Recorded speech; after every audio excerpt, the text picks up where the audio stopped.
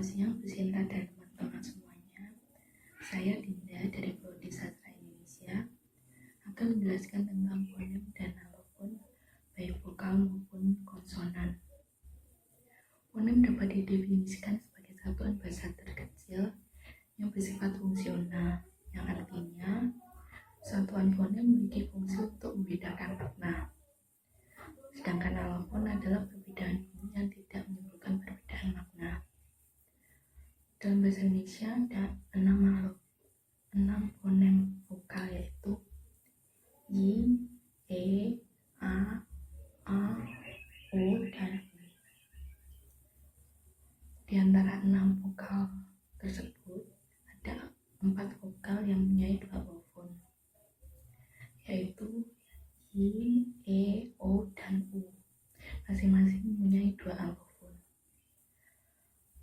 Yang pertama, vokal I adalah vokal tinggi depan tak bundar. Vokal ini dihasilkan dengan menempatkan lidah bagian depan tinggi mendekati langit-langit dengan kedua bibir agak berentang ke samping. Contohnya pada kata ikan dan ibu. Yang selanjutnya adalah vokal U. Vokal U adalah vokal belakang tinggi bundar. Vokal ini diucapkan dengan meninggikan bagian belakang lidah dengan kedua bibir agak maju ke depan dan sedikit membundar. Contohnya pada kata ukir.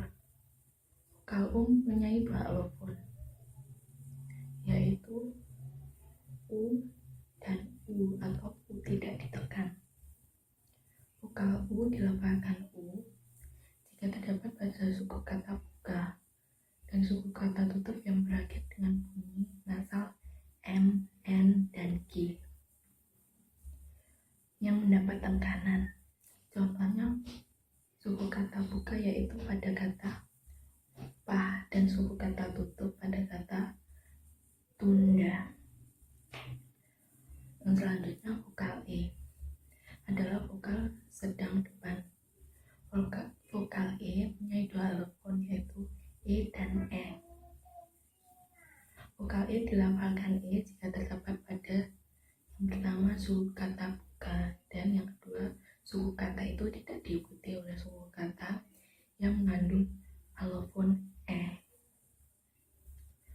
Vokal E dilafalkan E jika terdapat pada suku kata tutup akhir. Contohnya pada kata sore untuk suku kata tegang dan suku kata tutup pada kata bebek. Selanjutnya vokal U adalah vokal sedang belakang. Vokal U mempunyai 2 alofon, yaitu O dan O. Vokal O dilafalkan O jika terdapat pada suku kata buka dan suku kata itu tidak diikuti oleh suku kata lain yang mengandung alofon O. Contohnya pada kata toko dan untuk suku kata terbuka dan kata rokok untuk suku kata tertutup. Yang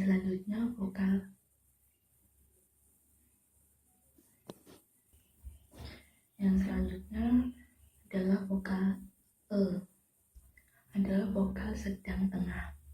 Vokal ini hanya mempunyai 1 alofon, yaitu E yang bisa terdapat pada suku kata bukan dan suku kata tutup. Vokal E pada akhir kata hanya terdapat pada kata serapan seperti pada kata tante, orde, kode, dan lain sebagainya.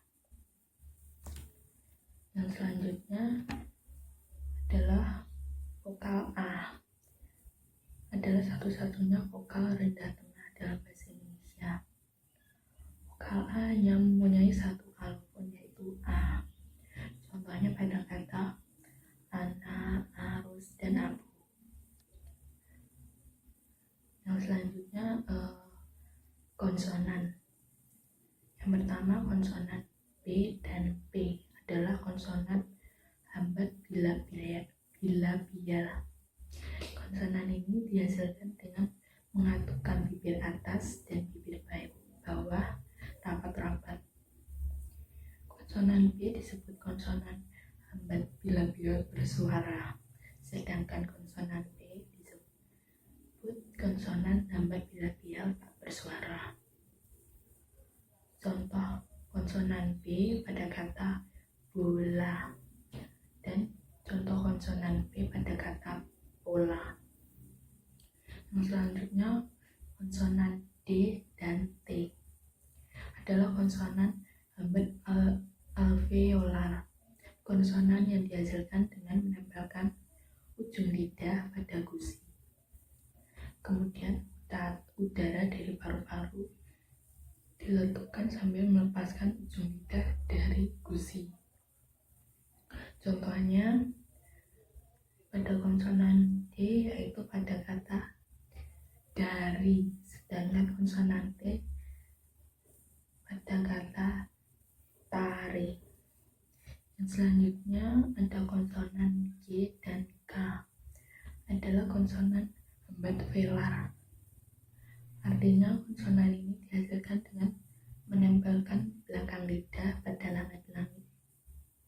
Konsonan G akan dihasilkan apabila arus udara dari paru-paru menggetarkan pita suara. Sebaliknya, konsonan K akan dihasilkan apabila arus udara itu tidak menggetarkan pita suara.